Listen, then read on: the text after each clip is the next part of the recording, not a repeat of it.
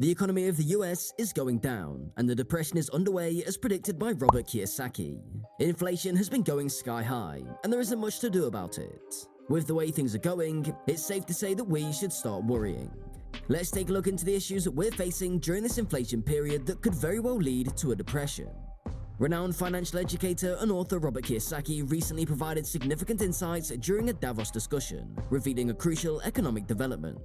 Grounded in historical economic trends, his analysis draws comparisons to major events such as World War II, the 1970s oil crisis, and the 2008 financial downturn. Kiyosaki begins by revisiting the aftermath of World War II, a period marked by disrupted global supply chains and an initial surge in inflation. Drawing from historical parallels, he highlighted a critical observation. The subsequent tightening of monetary conditions resulted in a recession as interest rates rose. This prompts Kiyosaki to question the still-present sentiment surrounding the current economic challenges and the potential misunderstanding of the IMF's announcement regarding the most challenging economic headwinds since World War II. "First shoe to drop," Kiyosaki tweeted. "Brace for a crash landing. Sorry for the bad news, yet I've been warning for over a year the Fed, Treasury, and big corp CEOs have been smoking fantasy weed. Take care. They don't know the stock market is up because Biden raised debt ceiling. America's debt is going up, so the stock market is going up," he wrote in a recent tweet.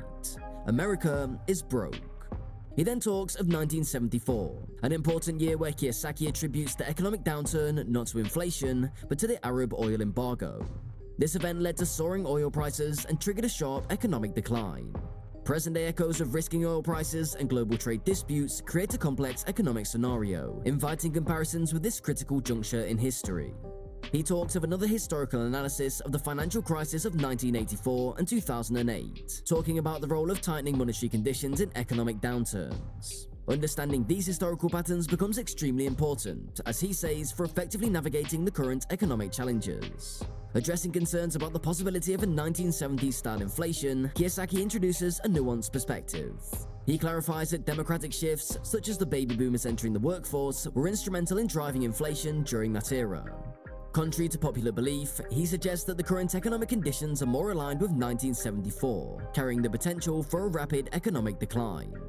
Kiyosaki draws parallels with ancient civilizations like China and Rome, illustrating how excessive currency printing can lead to the devaluation of assets, ultimately contributing to economic collapse. This historical perspective serves as a cautionary tale when it comes to the need for meticulous evaluation of current monetary policies. He introduces the concept of financial repression, linking it to contemporary discussions on forgiving student loan debt and suggesting a shift towards financial repression is underway.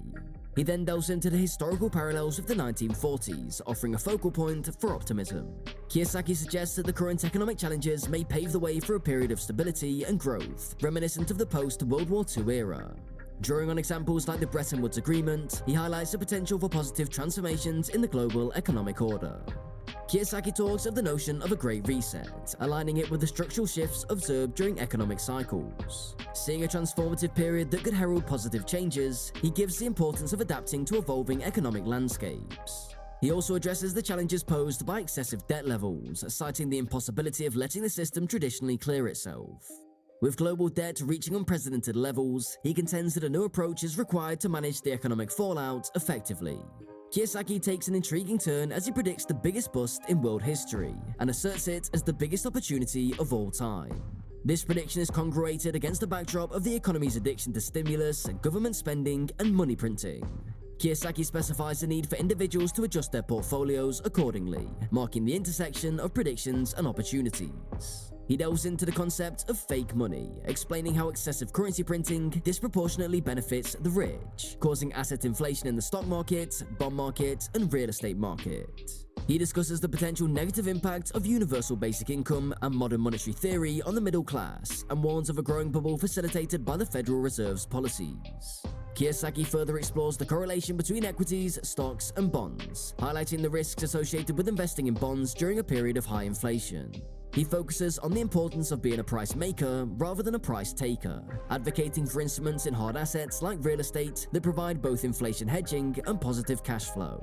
He sheds light on the advantage of being a price maker, able to raise prices in the face of inflation, unlike the majority who are price takers. He connects this advantage with investments in real estate and businesses that not only offer capital gains, but also a reliable cash flow, serving as a hedge against economic uncertainties. Kiyosaki discusses the pitfalls of investing in bonds, especially in an inflationary environment. He cautions against the illiquidity of real estate, explaining the risks of holding onto assets when markets become volatile. He calls it the potential folly of putting all eggs in one basket, especially in the bond market. He explains how illiquidity in real estate can present challenges in an environment of economic uncertainty, stressing the importance of diversification.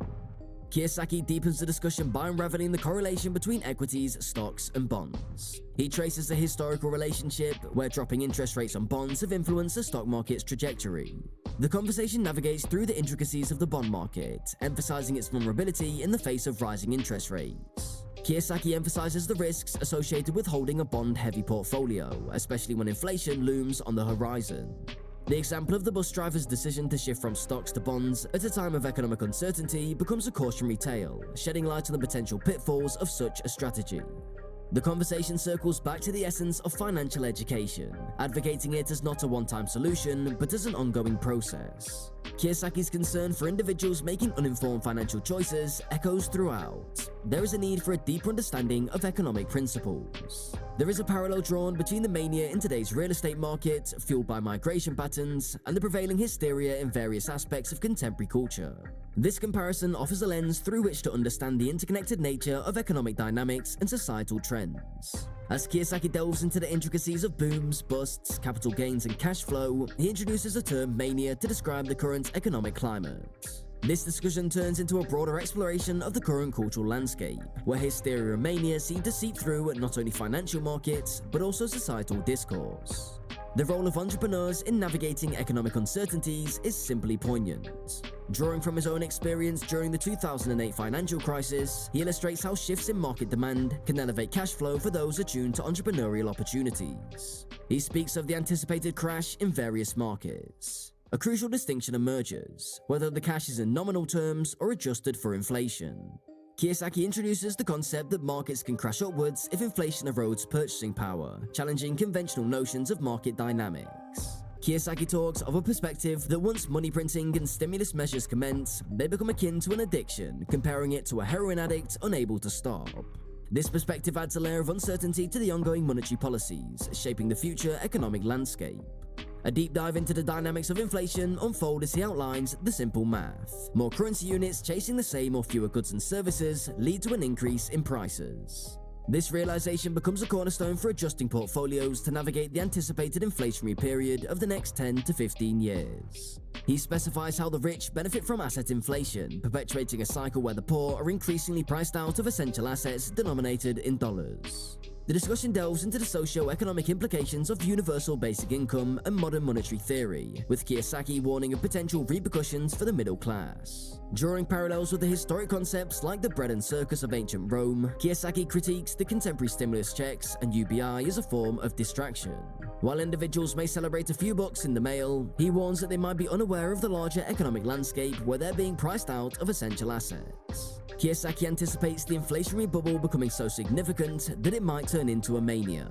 Drawing parallels with the current cultural landscape marked by hysteria, he underlines the need for individuals to discern between capital gains and cash flow in their investment strategies. He contrasts the approach of an entrepreneur with that of a bus driver preparing for retirement.